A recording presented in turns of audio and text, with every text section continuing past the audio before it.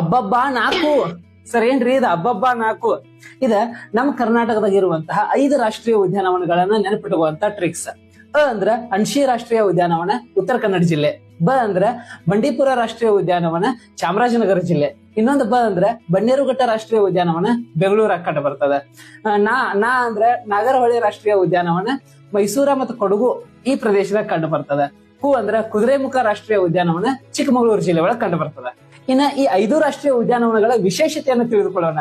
ಅಣಶಿ ರಾಷ್ಟ್ರೀಯ ಉದ್ಯಾನವನ ಬಗ್ಗೆ ನೋಡ್ಬೇಕು ಅಂದ್ರೆ ನಾವೇನು ದಾಂಡೇಲಿ ಹೋಗೋಣ ಅಂತವಲ್ಲ, ಆ ದಾಂಡೇಲಿ, ಕಾಳಿ ನದಿ ಇವೆಲ್ಲವೂ ಕೂಡ ಸುಫಾ ಅಣೆಕಟ್ಟಾಗಿರ್ಬೋದು ಈ ಅಣಶಿ ರಾಷ್ಟ್ರೀಯ ಉದ್ಯಾನವನದ ಭಾಗವಾಗಿರ್ತಾವ. ಅಣಶಿ ರಾಷ್ಟ್ರೀಯ ಉದ್ಯಾನವನ ನಿತ್ಯ ಹರಿದ್ವರ್ಣ ಕಾಡುಗಳಿಗೆ ಫೇಮಸ್ ಆಗಿರುವಂತ ರಾಷ್ಟ್ರೀಯ ಉದ್ಯಾನವನ. ಇನ್ನು ಬಂಡೀಪುರ ರಾಷ್ಟ್ರೀಯ ಉದ್ಯಾನವನ ನಮ್ಮ ಕರ್ನಾಟಕದ ಅತ್ಯಂತ ಹಳೆಯ ಮತ್ತು ಅತ್ಯಂತ ದೊಡ್ಡ ವಿಸ್ತೀರ್ಣದಾಗ ದೊಡ್ಡ ರಾಷ್ಟ್ರೀಯ ಉದ್ಯಾನವನ ಬಂಡೀಪುರ ರಾಷ್ಟ್ರೀಯ ಉದ್ಯಾನವನ.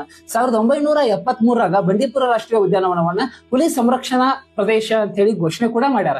ಇನ್ನ ಬೆಂಗಳೂರು ಸಿಟಿ ಒಳಗೆ ಕಂಡು ಬರುವಂತಹ ಬನ್ನೇರುಘಟ್ಟ ರಾಷ್ಟ್ರೀಯ ಉದ್ಯಾನವನ ದೇಶದಲ್ಲೇ ಮೊದಲ ಚಿಟ್ಟೆ ಪಾರ್ಕ್ ರಾಷ್ಟ್ರೀಯ ಉದ್ಯಾನವನ ಆಗೈತಿ. ಇನ್ನು ನಾಗರಹೊಳೆ ರಾಷ್ಟ್ರೀಯ ಉದ್ಯಾನವನವನ್ನ ರಾಜೀವ್ ಗಾಂಧಿ ರಾಷ್ಟ್ರೀಯ ಉದ್ಯಾನವನ ಅಂತ ಕೂಡ ಕರೀತಾರ.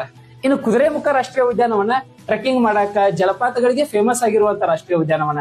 ರಾಷ್ಟ್ರೀಯ ಉದ್ಯಾನವನದಾಗ ಎಕ್ಸಾಮಿನೇಷನ್ ಕ್ವಶನ್ ಬರೋದ ಅವಾಗ ಕಾಮನ್ ಆಗಿರ್ತಾವು, ನೆನಪಿಟ್ಟುವರೆ.